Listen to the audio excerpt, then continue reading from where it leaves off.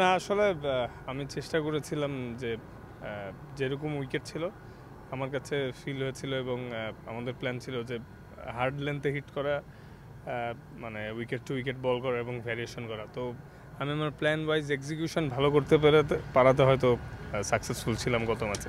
Death ওভারের উইকেটগুলো পেয়েছেন, এটা কি বেশি প্লিজিং ডেথ ওভারে পাওয়া? ডেফিনেটলি আসলে ডেথ ওভারগুলো সবসময় একটু টাফ এবং চ্যালেঞ্জিং থাকে ব্যাটসম্যান বলার দুইজনের জন্যই।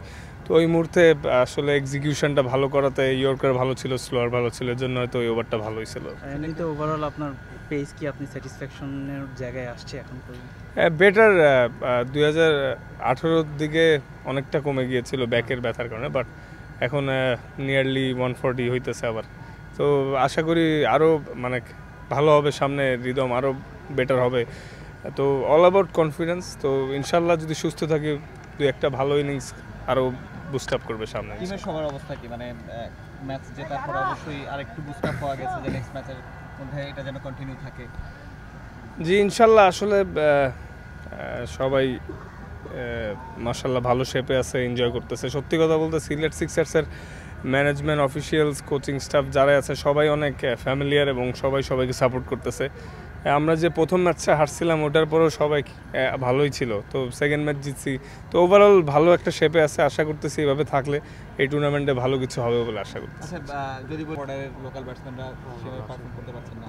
না আসলে সত্যি কথা বলতে টি-20 ফরম্যাট তো মানে সময়টা আসলে খুবই কমের। তো এই মুহূর্তে একটা ওভার দেখা যায় বলারের ভালো হয়ে যায়, একটা ওভার খারাপ হয়ে যায়, ব্যাটসম্যান একটু হারির মধ্যে থাকে, চান্স নিতেই হবে। তো আমার বিশ্বাস 2টা ম্যাচ মাত্র গেছে, সামনে আরও ম্যাচ আছে আমাদের লোকাল যারাই আছে।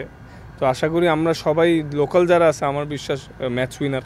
তো সবাই ভালো কিছু করবে সামনের ম্যাচগুলোতে। আর রিদমটার কথা যেহেতু বলেছেন, এই ম্যাচের পরে আবার সিলেটে আপনাদের ইয়ে থাকছে হোম ভেন্যু, সেক্ষেত্রে আসলে কতটুকু ইন্সপায়ার্ড হয়ে আসলে সিলেটে? না আসলে বাংলাদেশে মিরপুর ছাড়া কিন্তু সিলেট, চিটাগাং সবগুলোই একটু ফ্ল্যাট ট্র্যাক থাকে, একটু ব্যাটিংয়ের সহায়তা বেশি থাকে। তো ডেফিনেটলি চ্যালেঞ্জিং হবে হয়তো একটু বলারদের জন্য, তবুও মানে ভালো এক্সিকিউশন করা, ভেরিয়েশন করা, ব্যাটসম্যানের থেকে এক স্টেপ আগে থাকার চেষ্টা করলেই হয়তো বোলিংয়ে বেটার ভালো কিছু হবে। বাট তবুও ডেফিনেটলি প্রত্যেকটা টিমই অনেক ব্যালেন্স, কিন্তু সহজ হবে না, সবগুলাই কঠিন হবে।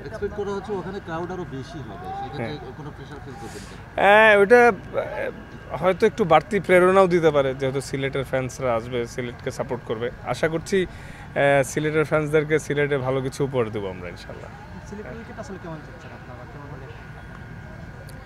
এইটা আসলে না মানে মাঠে যে না খেলা পর্যন্ত বোঝা টাফ, কারণ এক এক দিন এক এক রকম বিহেভ করে উইকেটে।